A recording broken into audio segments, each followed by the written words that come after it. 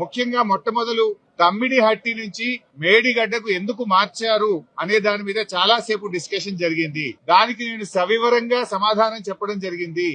7 ఏళ్లు మహారాష్ట్రలో కాంగ్రెస్, ఢిల్లీలో కాంగ్రెస్, మన దగ్గర కాంగ్రెస్, 3 చోట్ల కాంగ్రెస్ ప్రభుత్వం ఉన్నా తమ్మిడిహట్టి దగ్గర బ్యారేజీలకు ఒప్పించడంలో, అగ్రిమెంట్ చేయడంలో, పనులు చేయడంలో ఆనాటి కాంగ్రెస్ ప్రభుత్వం పూర్తిగా ఫెయిల్ అయింది. నాటి కాంగ్రెస్ ప్రభుత్వంలో ఉత్తమ్ కుమార్ రెడ్డి, కోమటిరెడ్డి వెంకటరెడ్డి, శ్రీధర్ బాబు వీళ్లే తెలంగాణ ప్రాంతం నుంచి మంత్రులుగా ఉన్నారు. మీరు పట్టించుకోలే, 7 ఏళ్లు మీరు చేయలే. బట్ అయినా మేము అన్ని రకాలుగా ప్రయత్నం చేశాం. ఇంత మధ్యలోనే ఈ సమయంలోనే సెంట్రల్ వాటర్ కమిషన్ తమ్మిడిహట్టి దగ్గర నీళ్లు లేవు అని 2 లేఖలు రాసింది. అప్పుడు కూడా కేసీఆర్ గారు ఒకవైపు మహారాష్ట్ర ఒప్పుకోవడం లేదు, రెండవ వైపు నీళ్లే లేవు. ఈ పరిస్థితుల్లో ఏం చేయాలని కేంద్ర ప్రభుత్వ సంస్థ వ్యాప్కోస్ కు కేసీఆర్ గారు మరి ఏం చేయాలో ప్రత్యామ్నాయం సూచించండి అని వ్యాప్కోస్ కు మేము ఇవ్వడం జరిగింది. వ్యాప్కోస్ ఎవరో అల్లాటప్ప సంస్థ కాదు, అది సిడబ్ల్యూసిలో అంతర్భాగము, కేంద్ర జలవనరుల శాఖలో అంతర్భాగము.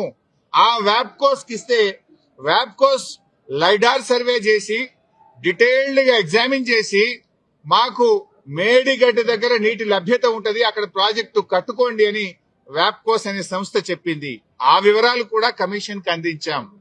సో వ్యాప్కోస్ నివేదిక మేరకు, సెంట్రల్ వాటర్ కమిషన్ సూచనల మేరకు మహారాష్ట్ర ఒప్పుకోకపోవడం వల్ల మన ఇంజనీర్ల రికమెండేషన్ మేరకు ఆనాడు రాష్ట్ర ప్రభుత్వం నీళ్లు లేని చోట నుంచి నీళ్లున్న చోటకు మేడిగడ్డ ప్రాజెక్టుకు రూపకల్పన చేశాం.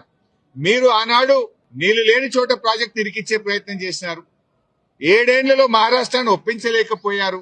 అక్కడ వైల్డ్ లైఫ్ ప్రాజెక్ట్ కూడా ఉంది. చాప్రాల్ అనే వైల్డ్ లైఫ్ ప్రాజెక్ట్ కూడా తమ్మిడిహట్టి దగ్గర ఉంది. వైల్డ్ లైఫ్ ప్రాజెక్ట్ కి అనుమతి రావాలంటే 10 ఏళ్లు అవుతుంది.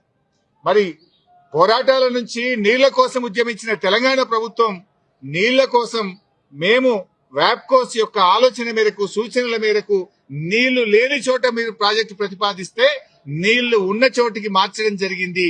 ఎందుకు మార్చామనేది documents, evidences, meeting minutes, central water commission లెటర్లు, మహారాష్ట్ర ముఖ్యమంత్రి రాసిన లెటరు అన్నింటినీ కూడా కమిషన్ కు పూర్తి ఆధారాలతో సహా సమర్పించడం జరిగింది. ఎందుకు మార్చవలసి వచ్చిందో సవివరంగా చెప్పేటువంటి ప్రయత్నం మేము చేయడం జరిగింది. కాళేశ్వరం కార్పొరేషన్ కు కేబినెట్ అనుమతి ఉందా అని అడిగారు.